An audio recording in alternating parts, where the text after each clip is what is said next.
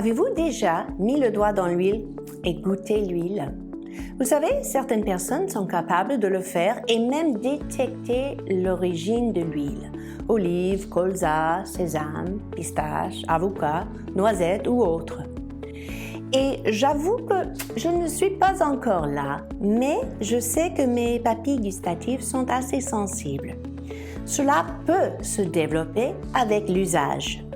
Cette capacité de distinguer les parfums différents ou une saveur, ça me parle du discernement.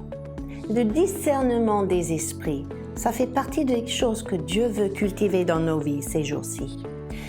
L'apôtre Paul, on a parlé dans 1 Corinthiens, chapitre 12 et verset 10, parlant du discernement des esprits et son opération. Mais quand il a dit cela, ce n'est pas seulement une question de discerner des mauvais esprits, c'est aussi la capacité de distinguer le Saint-Esprit, de détecter son œuvre, de reconnaître et de valoriser des onctions du Saint-Esprit, des grâces différentes dispensées par le Saint-Esprit. Par exemple, imaginez-vous dans une réunion de prière. Peut-être vous pourrez discerner un esprit de foi qui se lève, un esprit de courage, ou un esprit de supplication, ou un esprit prophétique qui commence à agir. Ou bien, parfois, on peut même rencontrer un esprit religieux ou un esprit orgueilleux dans ce contexte-là. Mais la Bible parle d'un certain tribu dans 1 Chronique, chapitre 12, des fils d'Issachar, qui étaient capables de discerner comme l'air des temps. La Bible dit qu'ils ont l'esprit d'intelligence des temps pour savoir ce que devait faire Israël. Et pourquoi cet exemple est important pour nous? Parce que deux choses. Premièrement, cela élargit notre compréhension du Saint-Esprit, notre connaissance de sa manière de fonctionner. Et deuxième, parce que nous devons discerner aujourd'hui à quoi nous nous associons. C'est très important le discernement. N'êtes-vous pas intrigué quand vous lisez dans Apocalypse chapitre 3 verset 1, quand Dieu dit d'écrire à l'ange de l'église de Sardes, « Voici ce que dit celui qui a les 7 esprits de Dieu. » Les 7 esprits de Dieu? Mais qu'est-ce que ça veut dire? Je pensais qu'il n'y avait que le Saint-Esprit.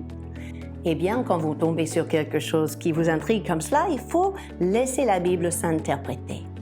Donc, vous retrouvez Ésaïe chapitre 11, verset 12, et vous découvrez ces 7 esprits de Dieu, ou on peut dire les 7 aspects de l'Esprit de Dieu. L'Esprit de l'Éternel reposera sur lui, parlant de Jésus, l'Esprit de sagesse, d'intelligence, l'Esprit de connaissance et de la crainte de l'Éternel. Et ce Jésus, la Bible dit, il respirera la crainte de l'Éternel. Vous voyez là-dedans comment le Saint-Esprit se manifeste à travers Jésus et comment il veut se manifester à travers nous. Et que tout respire la crainte de l'Éternel finalement. Pas ces autres choses qui sont parfois malsaines. Alors, dernièrement, je relisais Hébreux chapitre 5 et je me suis rendu compte que certains propos adressés aux croyants de l'époque sont pertinents pour nous aussi aujourd'hui. Et je vais vous citer un verset en particulier. Hébreux 5, 11 à 14. Nous avons beaucoup à dire là-dessus et des choses difficiles à expliquer parce que vous êtes devenus lents à comprendre. Mais est-ce possible que les chrétiens deviennent lents à comprendre parfois? Dieu en parle. Il continue. Vous, en effet, qui depuis longtemps devriez être des maîtres. Vous avez encore besoin qu'on vous enseigne les premiers rudiments des oracles de Dieu, les fondements. Vous en êtes venus à avoir besoin de lait et non de la nourriture solide.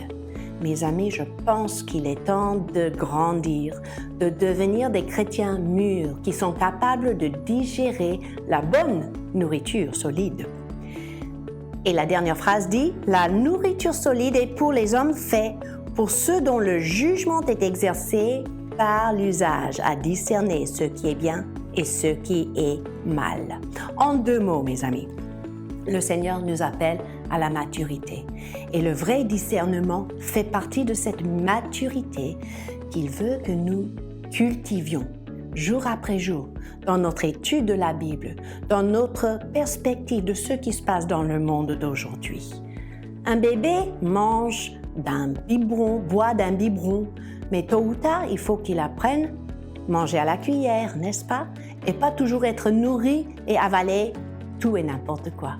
C'est pareil pour nous tous, vous et moi, qui sont appelés à avancer dans la maturité.